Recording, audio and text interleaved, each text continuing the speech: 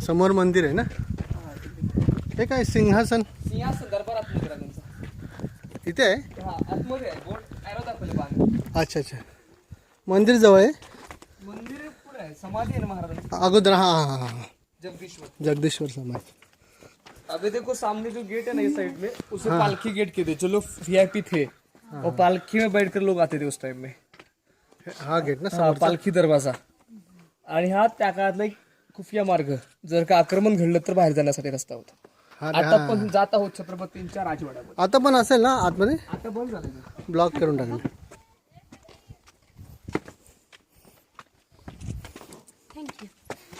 चला आतमध्ये.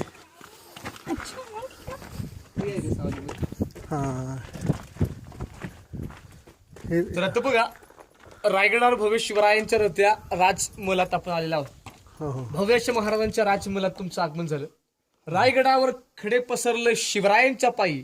आणि हेच आपलं हिरे मानके दुसरी दौलत नाही. शिवरायांचा वाडा इथे होता. याच वाड्यात महाराजांनी गडावर आपला अखेरचा देह सोडला.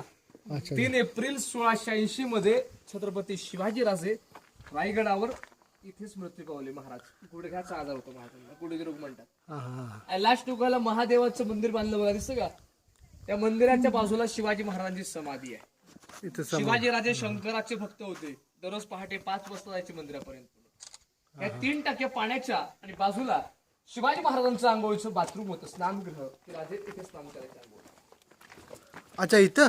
हे पाण्याच्या काठी हे त्यांचा पॅलेस होता वाडा. हो हो हो ह्या पाणखे लोक पिण्यासाठी पाणी भरायचे. हां हां आणि हे त्यांचं आंघोळीचं बाथरूम होतं. स्नानगृह. शिवराय इथे स्नान करायचे आंघोळ.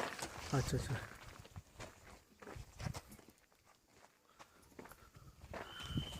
मग अखेरचे सगळे दिवस इथेच होते ना महाराज. गडावर 10 वर्ष होते ना महाराज या गडावर. 10 वर्ष ना.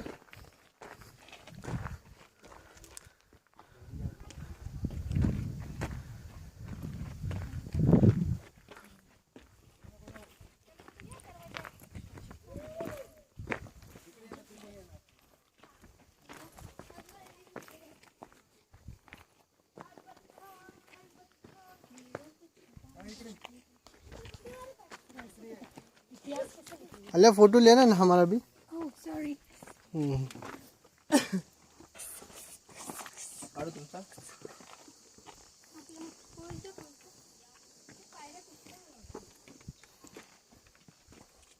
हम्म.